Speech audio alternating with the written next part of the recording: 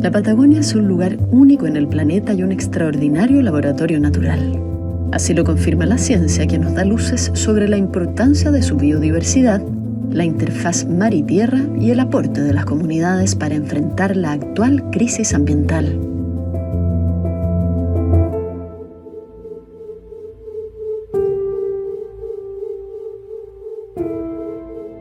En Patagonia, Tierra, Mar y Ciencia abordamos las oportunidades y desafíos para la conservación integral de esta región como un legado para Chile y el mundo. Conducido por Paula Díaz Levy, este espacio es presentado por el Programa Austral Patagonia de la Universidad Austral de Chile. Ladera Sur Podcast.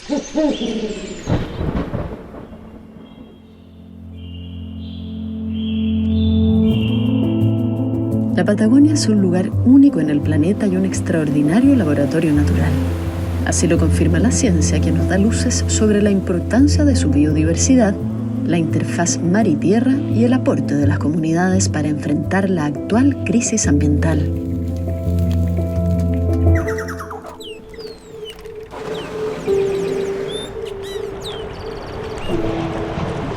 En Patagonia, Tierra, Mar y Ciencia abordamos las oportunidades y desafíos para la conservación integral de esta región como un legado para Chile y el mundo. Conducido por Paula Díaz Levy, este espacio es presentado por el Programa Austral Patagonia de la Universidad Austral de Chile.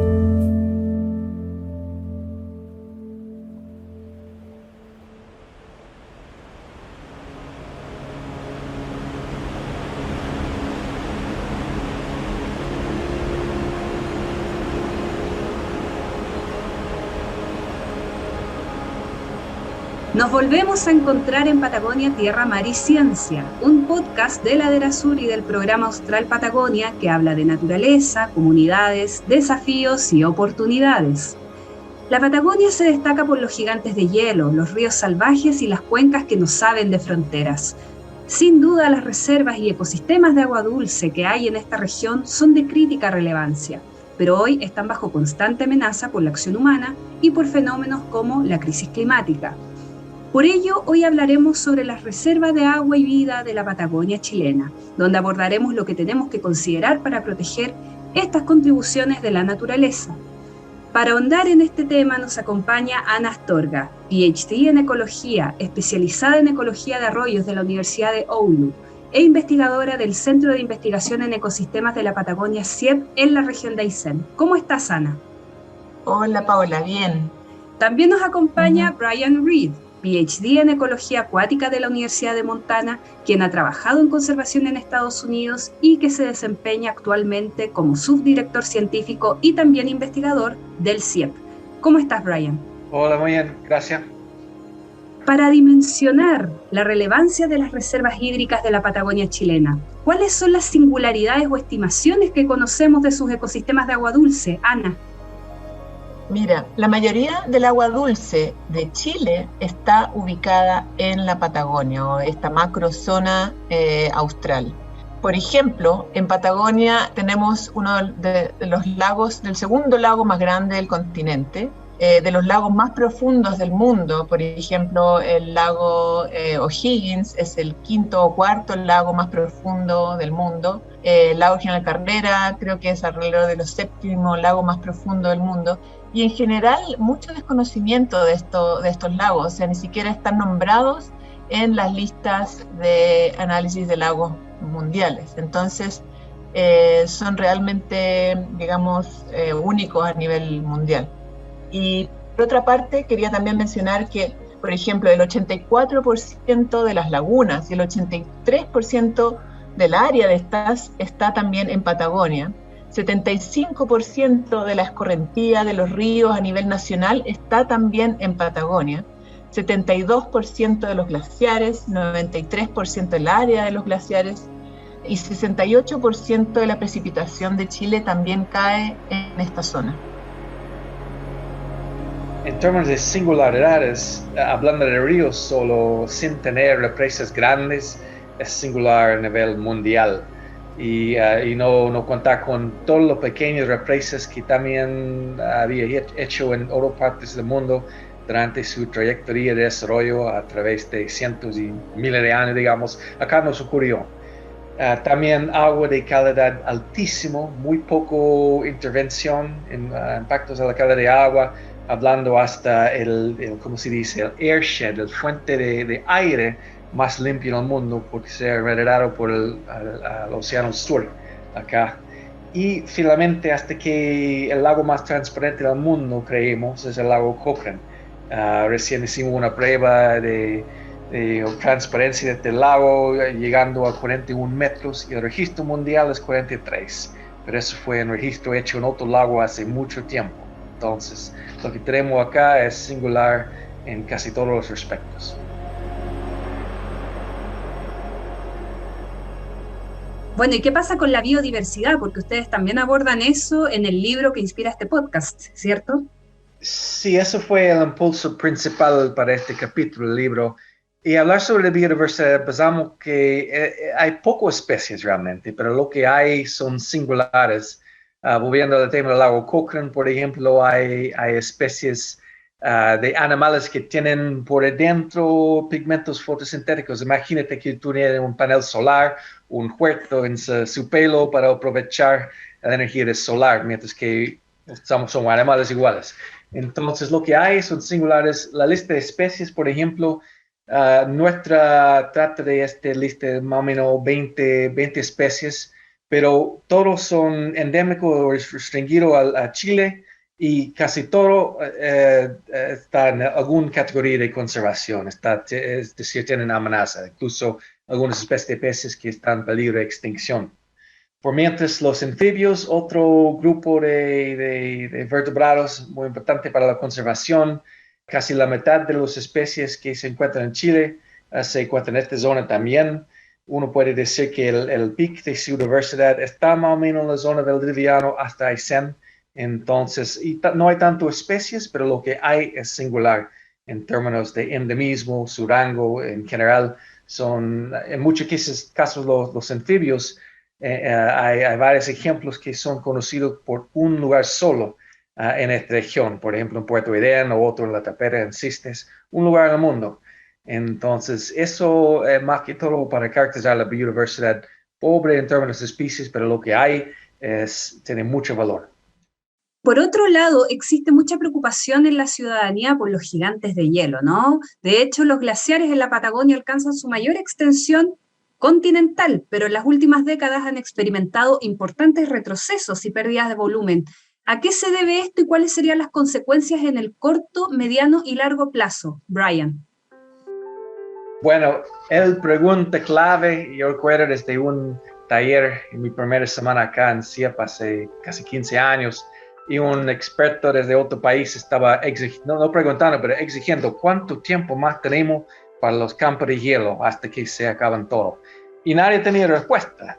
Entonces, yo creo que todavía no sabemos la respuesta a pero sí, claro, está cambiando. Estamos perdiendo mucha masa, y esta pérdida de masa se va a otra parte, pero hay que afinar realmente los detalles. ¿Dónde va este agua? Bueno, resulta en más lagos proglaciales. Había un estudio hace un par de años que mostró que en el sur de Chile o sur de Andes está aumentando la red de lagos cerca de los glaciares por casi 5 a 10 kilómetros cuadrados por año, una área enorme por año. Es una tremenda transformación del paisaje. Entonces, para hablar sobre la pérdida de glaciares, uno también tiene que hablar sobre los cambios que ocurren aguas abajo, en los lagos, los ríos, hasta su influencia al mar. Y eso al final es la pregunta más importante respecto al cambio en glaciares, cómo afecta todos los sistemas aguas abajo.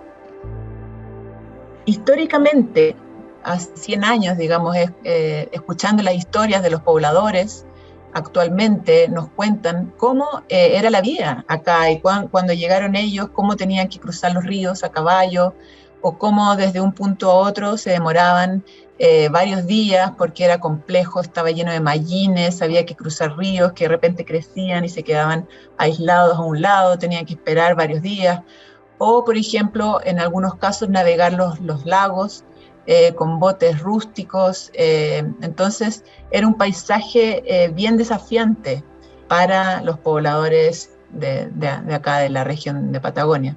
Entonces, hace 100 años, que es como cuando, bueno, hace casi 100 años, un poquito más de 100 años, que los primeros pioneros llegaron acá, realmente era un paisaje un poco peligroso, digamos, en cuanto a toda la cantidad de ríos y lagos profundos. También he escuchado muchas historias de cuando, después de los grandes incendios que hubo históricamente, muchos de los lagos se llenaron de palos muertos. Por lo tanto, las personas que vivían en las orillas de los lagos debían navegar por este lago lleno de palos, que era difícil. Entonces, históricamente, digamos, me imagino que tiene que haber sido, digamos, un gran desafío. Pero actualmente estos ríos y lagos y cuerpos de agua son realmente un tesoro a nivel mundial. O sea, algo de lo que me mencionaba, por ejemplo, Brian, desde los ríos más caudalosos y la calidad del agua excepcional, de los lagos más profundos y limpios, digamos, o transparentes del mundo, y ese tipo de características, digamos, o ríos, por ejemplo, sin grandes represas que los bloqueen. Entonces, ese tipo de características son únicas a nivel mundial.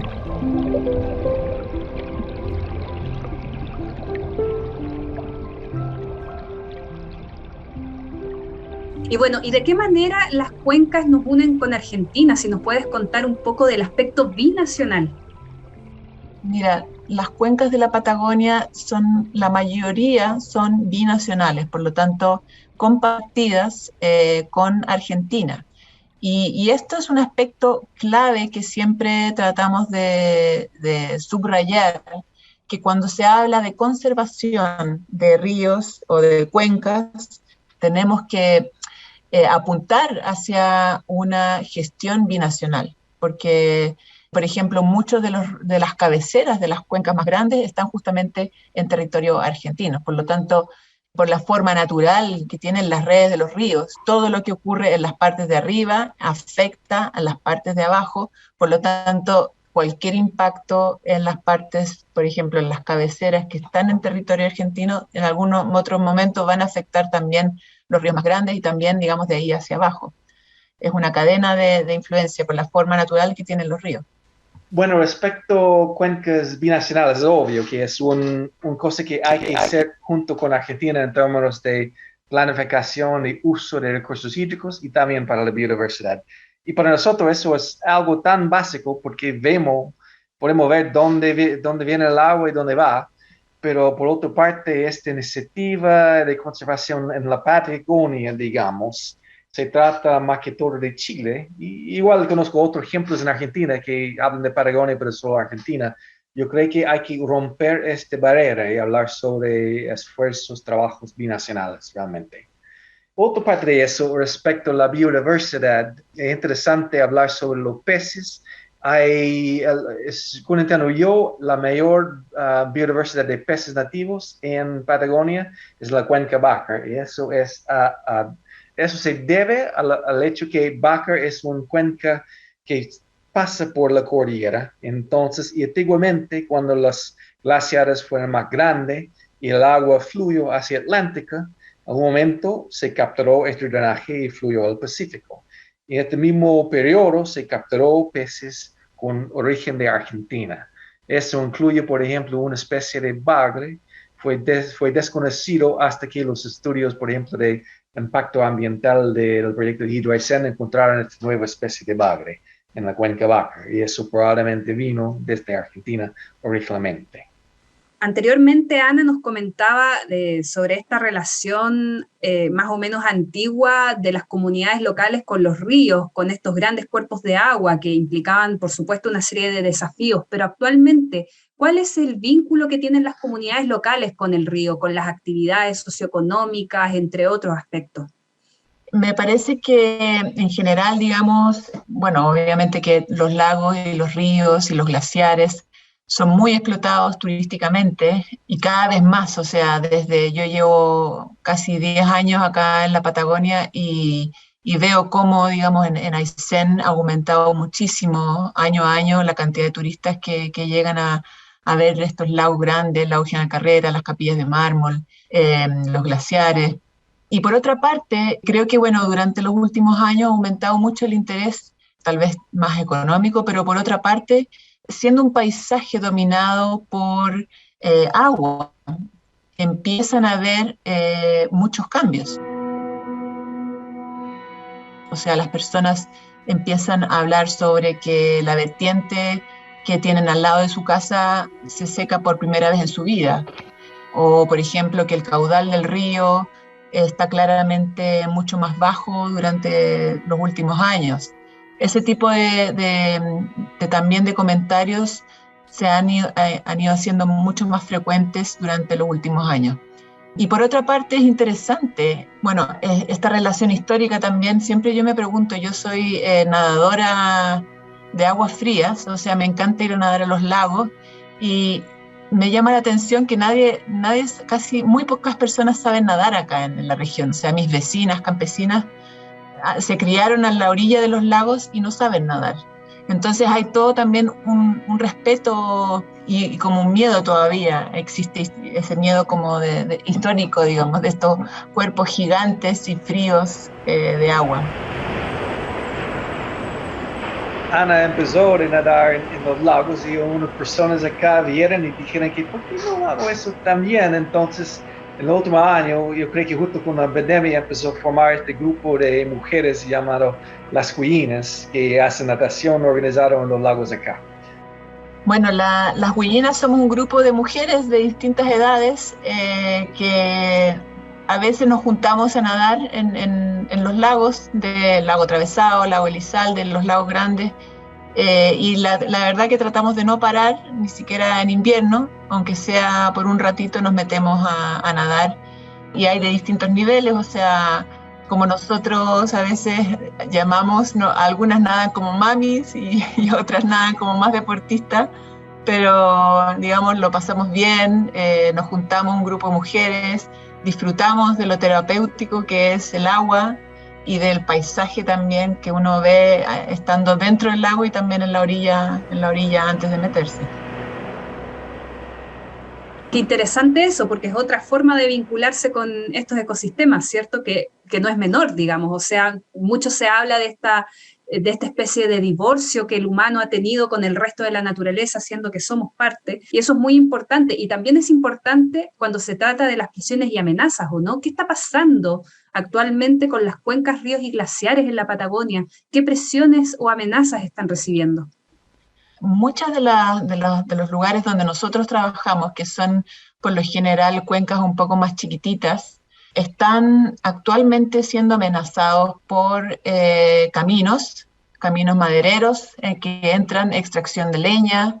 Históricamente fueron amenazados por los incendios también, y también la ganadería, o sea que tal vez no es extensiva en estas cuencas de cordillera o de montaña con bosque, pero es constante, o sea, todos los años se recibe un grupo, digamos, de vacas o de ovejas, y eso hace que la regeneración de las riberas sea casi nula, y también hace que haya más sedimento en los ríos, hace que la calidad también de esta agua pueda sufrir cuando, por ejemplo, tiene un caudal muy bajo, los nutrientes, digamos, se concentran y por lo tanto la calidad del agua puede sufrir también. Somos muy afortunados en tener tan cantidad de aguas, de este calidad que hay en este sector, pero el factor crítico en todo eso es había gente ocupando esta parte por muy poco tiempo, entonces no había ya oportunidad de hacer el daño que hicieron en toda otra parte del mundo. Entonces, en este sentido, todos los cuerpos de agua son súper vulnerables. Es solo por suerte, en factor de tiempo, que no han hecho tanto daño a estos sistemas.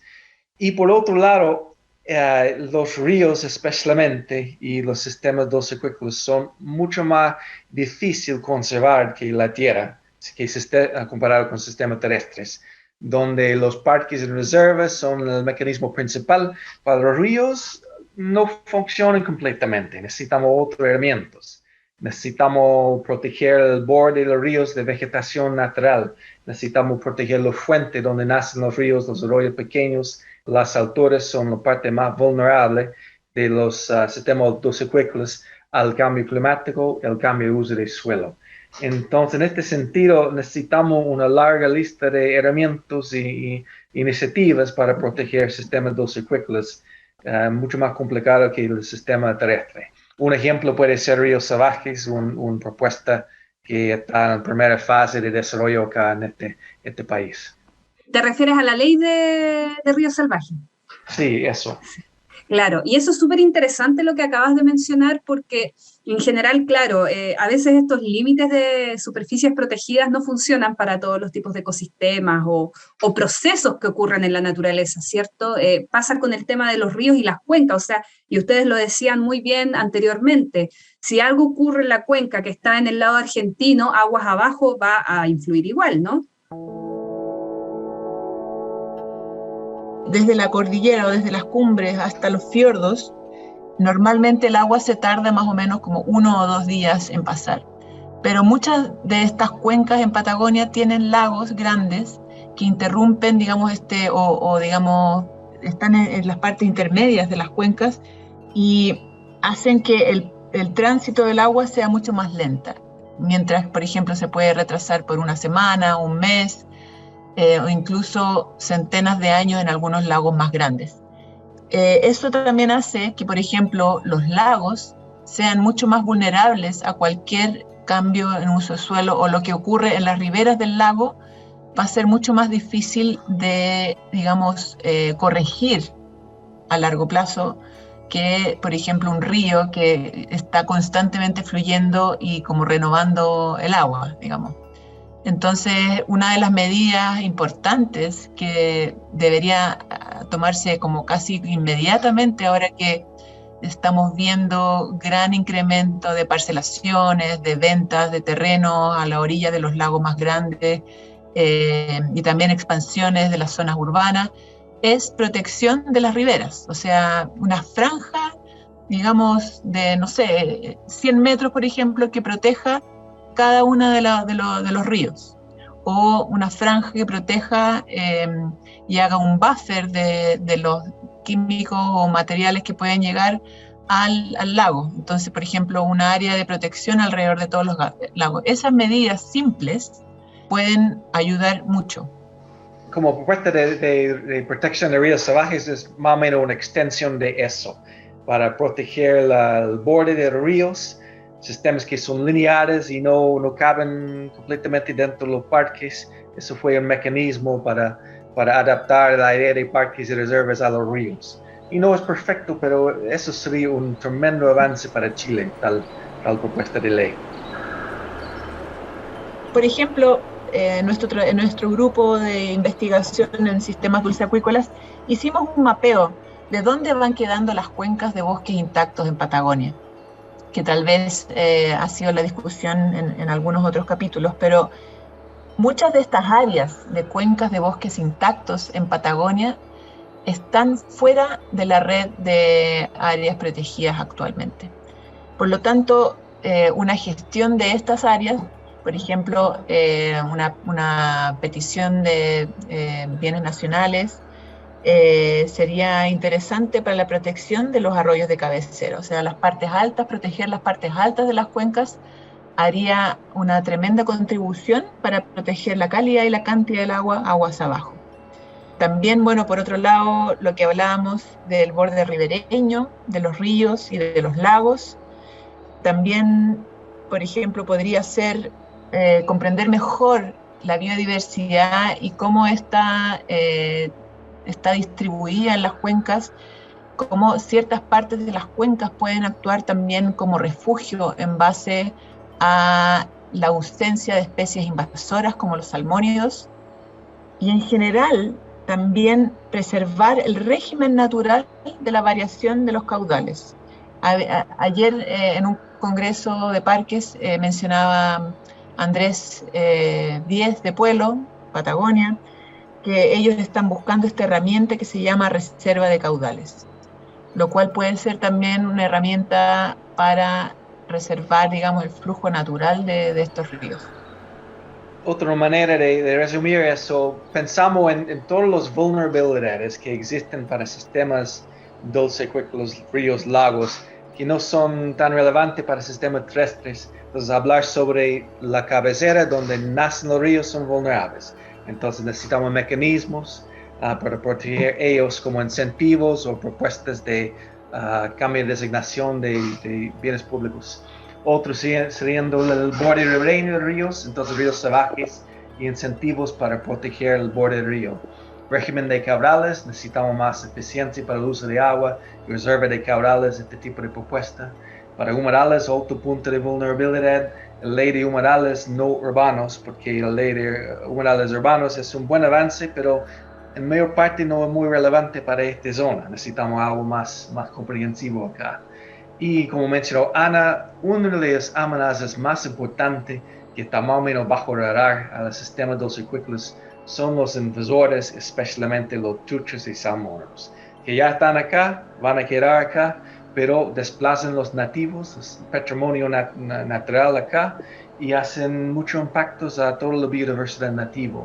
Entonces hay que buscar maneras de encontrar refugios naturales, barreras, saltos, lagos, otras barreras que las especies nativas pueden quedar en aislación de los invasores como las truchas.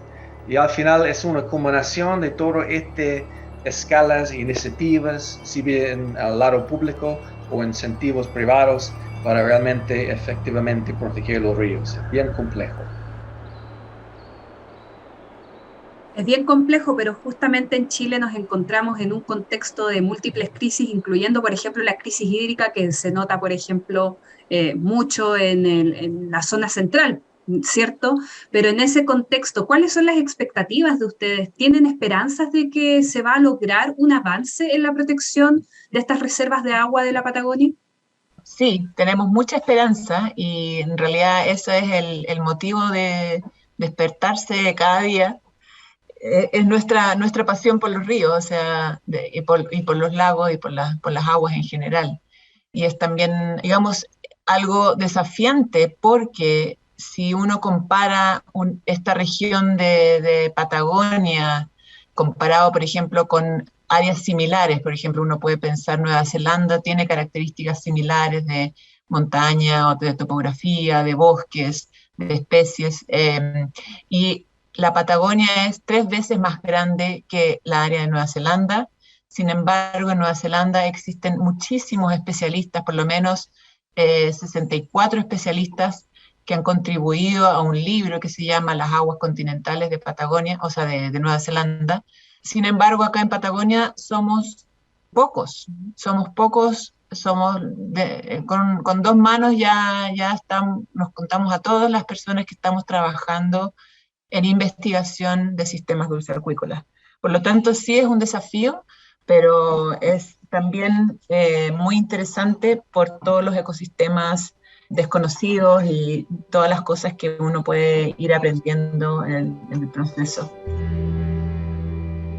También es fascinante, por ejemplo, hemos tenido visitantes de expertos en ciertos grupos de biodiversidad. Por ejemplo, menciono a Juan Larraín, que es experto en briófitas, y imagínate, una semana de su visita y él ya encuentra, por ejemplo, 2 especies nuevas para Chile que no habían sido registradas, de musgos, o por ejemplo, encuentra 40 y tantas especies que no habían sido registradas para la región de Aysén. Asimismo, nuestro colega Isaí Madrid, que es un entomólogo, también es un entomólogo de México que lleva 5 años viviendo en la región y también hasta la fecha creo que lleva por lo menos unas 20 especies que no sabe cómo clasificarlas porque no están en ninguna de las guías o en alguna de las claves de identificación. Entonces es fascinante, pero también complicado a la vez. Bueno, por eso justamente la idea es generar esta información, este levantamiento de datos, para conocer lo que realmente poseen los ecosistemas dulceacuícolas en Patagonia, y esto es como un problema que se repite a lo largo de todo Chile, ¿no? Que todavía ni siquiera conocemos la biodiversidad que tenemos. Sí, sin duda, es el gran desafío de conservación, como mencioné en otro podcast, es saber lo que hay, su valor y lo que estamos perdiendo. Y acá hay muchas cosas por descubrir, tanto los peces, los anfibios, especialmente los insectos, hay muchas cosas nuevas acá. Quiero mencionar otra cosa en términos de optimismo, el potencial para la conservación de ríos, o ver otra pregunta respecto a la conexión con la comunidad. Yo veo eso como algo muy potente, los ríos que motivan a las personas para la conservación, eso es súper evidente en comunidades como Futaleufú y Pueblo, es el base de su acción de conservación allá. Y yo creo que cualquier lugar donde hay un río, hay personas que son dispuestos o tienen la capacidad de cuidar este sistema y avanzar los fines de conservación para tales sistemas. Incluso especialmente donde estamos ahora en la ciudad de Coyhaique, el pobre río Coyhaique, que es bastante golpeado por mismo tiempo, es una fuente de agua principal potable para esta ciudad. Entonces eso puede ser un buen lugar para establecer pilotos para todas las herramientas de conservación que se puede aplicar a los ríos por el fin de cuidar su propio agua potable. Yo creo que uno puede hacer eso en cualquier lugar donde hay ríos, hay posibilidad de conservación importante.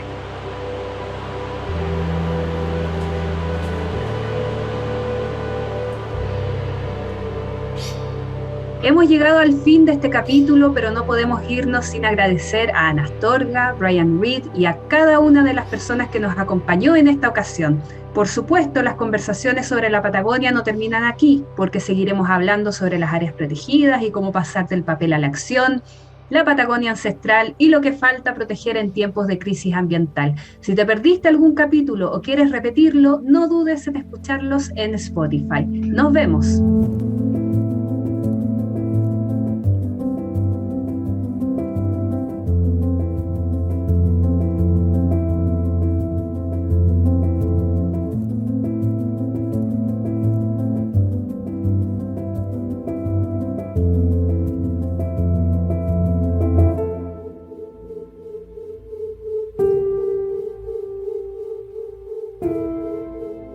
Patagonia, Tierra, Mar y Ciencia es un podcast inspirado en el libro Conservación en la Patagonia chilena, Evaluación del conocimiento, oportunidades y desafíos.